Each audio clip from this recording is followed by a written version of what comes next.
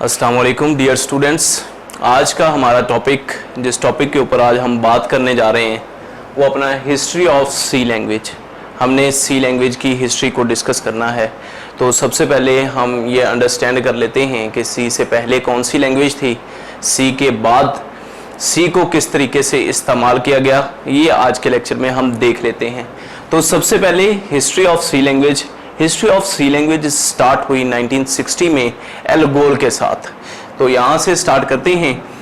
1960 में एल गोल से स्टार्ट हुआ। एल गोल में ये जो वर्ड हैं पहले और ये लास्ट वाला एल जो है, इससे एक मुराद है, एल गो से मुराद अपना एल्गोरिदम है। एल्गोरिदम। और एल से मुराद अपनी लैंग्वेज है। ये 1960 के अंदर इस्तेमाल की गई, जो फॉर्ट्रान का अल्टरनेटिव था। इसके बाद 1963 में सीपीएल को डिजाइन किया गया। सीपीएल का मतलब ये था कंबाइन प्रोग्रामिंग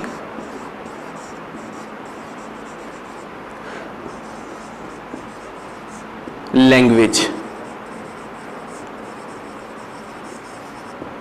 इसके बाद फिर 1967 के अंदर एक लैंग्वेज को ड्राइव किया गया जिसका नाम था BCPL। बी से मुराद अपना क्या है, बेसिक्स।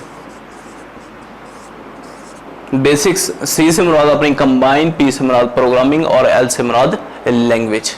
इसके बाद 1969 to 70 एक लैंग्वेज ड्राइव की गई इसी से, जिसका नाम था बी लैंग्वेज। केन थॉमसन ने बनाई थी। केन थॉमसन।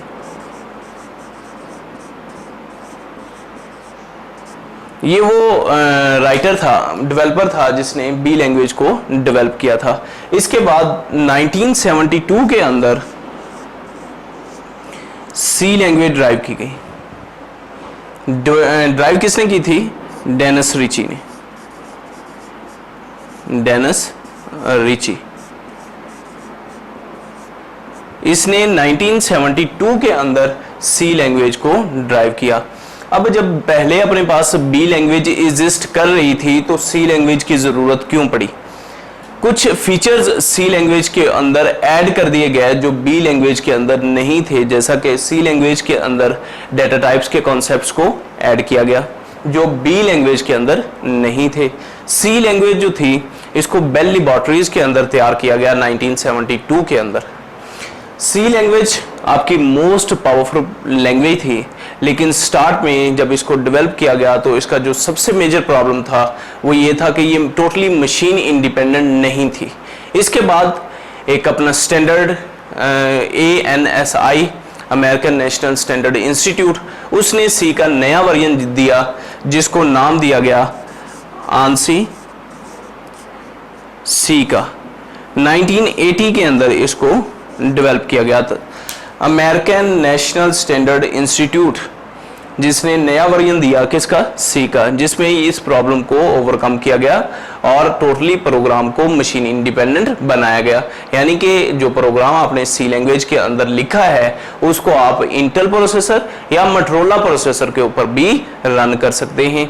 आपकी सी लैंग्वेज जो है इसको पास्ट के अंदर हम इस्तेमाल करते थे सिस्टम सॉफ्टवेयर्स को डेवलप करने के लिए। अब अपने पास सिस्टम सॉफ्टवेयर्स कौन से सॉफ्टवेयर होते हैं, जैसा कि अपने पास ऑपरेटिंग सिस्टम है, यूटिलिटी प्रोग्राम्स हैं, डिवाइस ड्राइवर्स हैं, ये सारे के सारे अपने सॉफ्टवेयर जो हैं वो कौन से सॉफ्टवेयर्स हैं, सिस्टम सॉफ्टवेयर्स हैं। लेकिन बाद में सी लैंग्वेज को इस्तेमाल किया गया एप्लीकेशन सॉफ्टवेयर को डेवलप करने के लिए। अब एप्लीकेशन सॉफ्टवेयर कौन से सॉफ्टवेयर होते हैं, ऐसे सॉफ्टवेयर जो according to user need create किए जाते हैं। फॉर एग्जांपल, यानी कि यूजर ने सॉन्ग सुनने हैं तो उसके लिए उसको कोई मीडिया प्लेयर की जरूरत होगी, यूज़र ने इंग्लिश लिखनी है तो उसको माइक्रोसॉफ्ट वर्ड की टाइपिंग मास्टर की टाइपिंग को इम्प्रूव करने के लिए हमें टाइपिंग मास्टर की ज़रूरत होगी। हमने इंग्लिश लिखनी है तो हमें वर्ड की ज़रूरत होगी।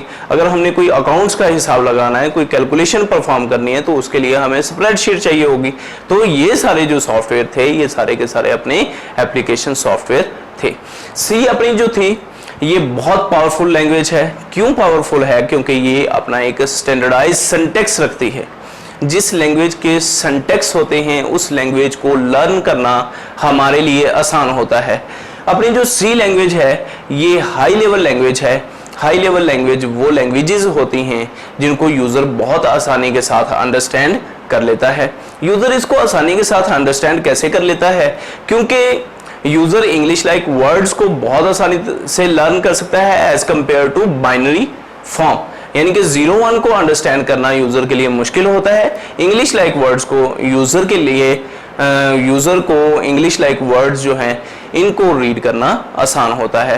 तो इसी वजह से सी के अंदर इंग्लिश लाइक वर्ड्स इस्तेमाल हुए। ये बहुत ही छोटे से बिल्कुल थोड़े से रिजर्व वर्ड्स के तौर पर इस्तेमाल की गई। बहुत कम इसके अंदर रिजर्व वर्ड्स हैं। टोटल रिजर्व वर्ड्स की तादाद जो है वो 32 है। इस वजह से ये बहुत ही पावरफुल लैंग्वेज थी। शुक्रिया।